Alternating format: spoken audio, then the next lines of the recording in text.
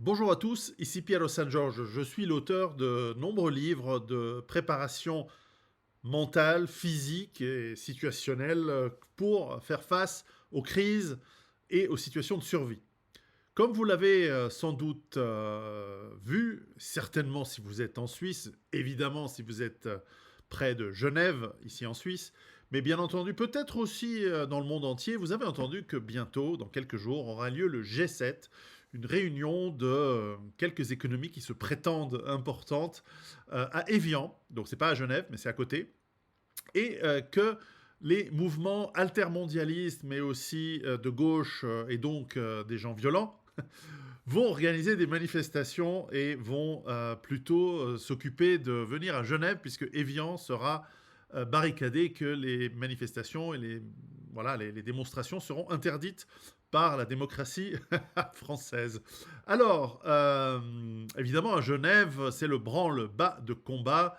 D'une part, les autorités mobilisent la police, y compris d'autres cantons, préparent de fermer une partie des frontières, des postes frontières, pour mieux canaliser et pouvoir surveiller qui rentre, comment et pour quelles raisons. Déjà depuis quelques jours, on voit que des contrôles sont accrus et que notamment des voitures étrangères sont fouillées et les conducteurs arrêtés, questionnés. J'en ai vu quelques-uns en ville à Genève ou proche des postes frontières. Alors, évidemment, ce que nous avons pu observer déjà, c'est que contrairement à il y a quelques années, la dernière fois où il y a eu un G7 proche de Genève, c'était en 2006, avec évidemment toute la sécurité qui est mise en place pour protéger les puissants de la planète. On a le président des États-Unis qui devrait arriver et d'autres. Alors je note que la Russie n'est plus dans les G7, alors que pourtant c'est la quatrième industrie mondiale. Mais enfin bref, voilà, on sait pourquoi. Donc cette réunion entre copains, entre amis du même monde, qui ne représentent pas forcément ni le PIB, ni les peuples, certainement pas les peuples, vont se réunir et eux seront en sécurité. Ce qui n'est pas en sécurité, c'est la ville et les citoyens. D'ailleurs, on voit que beaucoup d'entreprises privées ont commencé à barricader leurs fenêtres, leurs vitrines, de manière à éviter des déprédations, voilà, de la casse, et donc, c'est bien normal, et donc c'est un coût, mais bon, voilà, ça fait partie de la vie de l'entreprise. Ce qui est intéressant, c'est qu'on a des organisations gauchistes, d'extrême gauche, qui annoncent, et même on fait des cartes sur Internet, je vais mettre quelques descriptifs ici, euh, des cartes qui montrent quels sont les endroits où il faudrait aller protester, probablement casser, fracasser, voler, piller, et suite évidemment à laquelle les aimables physiciens nucléaires, philosophes, futurs docteurs venant des pays du tiers-monde voisin, on va dire, de Genève, vont évidemment aussi s'engouffrer pour faire des casses et peut-être des larcins. Et donc, évidemment, Genève est sous psychose. Alors, je voulais vous dire deux, trois choses en préambule, enfin, en préambule de qu'est-ce que nous pouvons faire, qu'est-ce que vous pouvez faire. Tout d'abord, c'est que je ne suis pas, en fait, contre, et je ne suis pas anti-sympathique, si on veut, à ces mouvements de protestation. Je pense que les gens qui nous dirigent sont des salopards, sont des voleurs, sont des pillards, sont des traîtres. Et ça encore, ce sont des mots que je peux mettre sur Internet. Euh, et donc, toute protestation contre eux est largement légitime et devrait être tout à fait possible, voire même des actions bien pires, mais en direct. Là, ce seront des actions contre des tierces personnes, des actions contre la propriété privée, d'entreprises ou d'individus. Et je pense que c'est notamment contre-productif d'un point de vue politique, puisqu'en fait, ça rend ces mouvements de gauche protestataires extrêmement haïssables et antipathiques. Mais bon, ça c'est mon avis. Alors qu'il y a une certaine légitimité dans leur démarche et dans leur combat et dans leur s'il était évidemment pacifique, etc. Alors je sais, ils vont tous dire non, mais nous sommes pacifiques et ce sont des débordements autour de voilà, voire ils vont dire c'est l'extrême droite qui infiltre l'extrême gauche pour faire des violences, bien sûr. En revanche, une fois que j'ai dit ça, qu'est-ce qu'on peut faire? Alors, Il y a plusieurs manières de se préparer à, évidemment, des situations difficiles, des situations de survie. Tout d'abord, ne pas être là où sont les événements. Peut-être qu'il est bon de ne pas être présent en ville pendant les manifestations. Et donc, je sais que beaucoup d'entreprises ont proposé à leurs employés de travailler à la maison, ce qui est sage. Et évidemment, si ça dégénère en émeute, et absolument mettez-vous à l'abri à l'intérieur et voilà, éloignez des fenêtres, comme on dit. Alors, euh, on a quelques consignes qui sont de bonne à sagesse en cas d'émeute. Alors tout d'abord, c'est de déjà connaître quels sont les numéros d'urgence. Alors bien sûr, dans ce genre de situation, ils seront probablement débordés, mais enfin, connaître les numéros d'urgence de votre pays, comme le 117 en Suisse ou le 144. Alors 117, c'est plutôt pompiers-police. 144, c'est le générique, mais où normalement on va pouvoir vous aiguiller en fonction de votre... Et évidemment, n'appelez pas si vous avez juste un rhume. N'appelez que vous êtes en danger immédiat. Les bons réflexes ensuite, c'est que si vous êtes proche d'une émeute, quittez la zone. euh, et si vous, sans courir, hein, pour pas attirer l'attention, mais marchez de manière décidée. Et puis, bien sûr, si vous vous retrouvez dans un flot de personnes, n'essayez pas d'aller contre le flot des personnes. Vous devez malheureusement aller dans le sens du flot, simplement en peut-être vous projetant sur le côté petit à petit, de manière à trouver une sortie. Par exemple, si vous êtes sur un grand boulevard et que vous êtes pris dans un flot humain, vous quittez ce flot pour vous diriger sur le côté. Euh, Trouvez éventuellement un refuge, euh, ne serait-ce que pour ne pas être attrapé.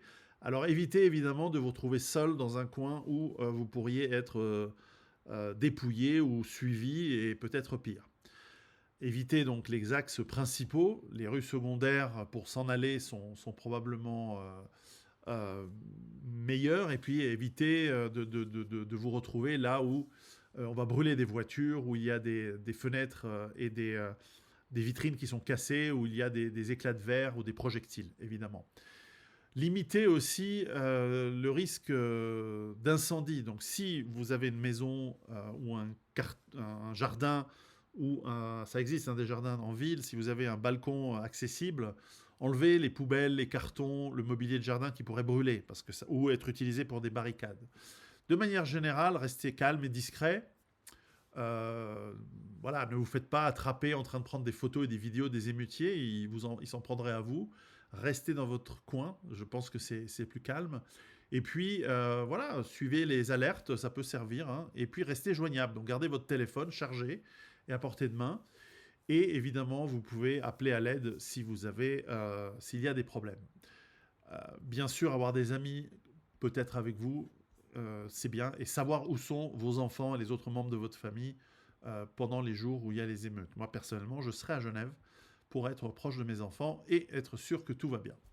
Alors, rappelez-vous aussi pour les assurances que les assurances n'indemnisent pas forcément les émeutes, les actes de vandalisme ou des troubles civils. Dans certains cas, elles ne couvrent pas tout cela. Donc, faites bien attention à que vous ayez une assurance spécifique ou, si vous ne l'avez pas, de protéger au maximum vos biens.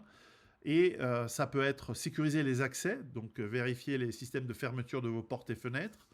Et éventuellement, si vous avez des grilles métalliques ou des volets roulants, faites en sorte qu'elles fonctionnent bien et qu'elles puissent être bien fermées.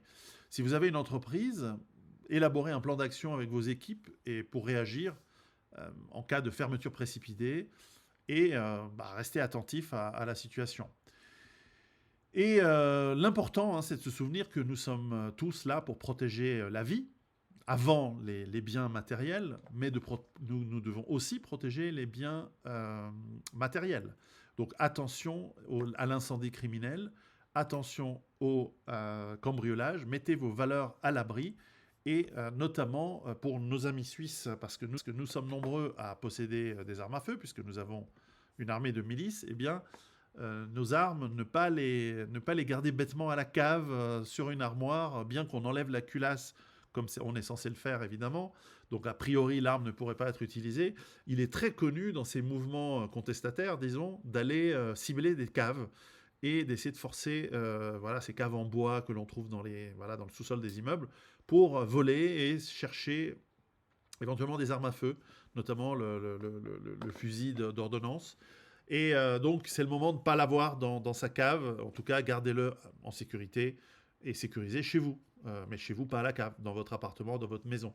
Et mieux encore, dans un coffre ou, si ça devient vraiment violent et qu'on veut rentrer chez vous et vous faire du mal, eh bien, dans vos mains, prêt à l'utilisation. Évidemment, uniquement en cas de légitime défense.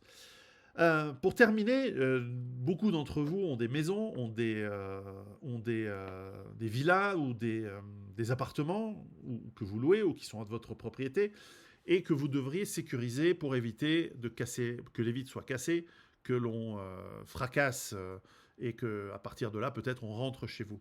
Si vous voulez vous barricader, il y a moyen de le faire avec des planches en bois, avec des plaques de contreplaqué en bois qui sont très efficaces pour ce genre d'événement.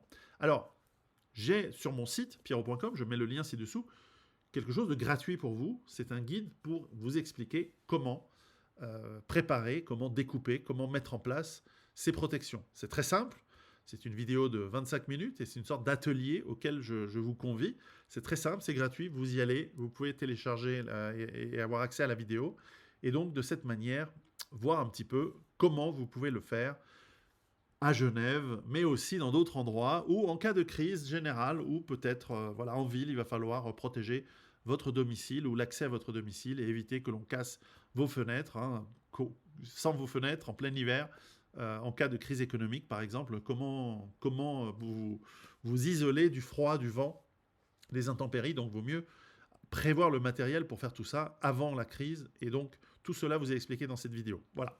Je vous en dis pas plus. Courage à nos amis genevois qui vont être dans la tourmente pendant quelques jours, ces prochains jours, pendant ce G7.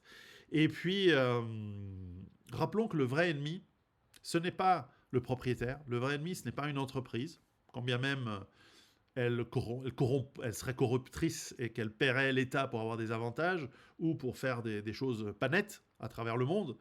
Non, non, le vrai ennemi, c'est l'État. Parce que c'est l'État qui est corrompu. C'est l'État qui fait des saloperies ou qui permet aux entreprises de faire des saloperies. Ne vous trompez pas d'ennemi. C'est pas la gauche, c'est pas la droite, c'est l'État. Préparez-vous. À bientôt.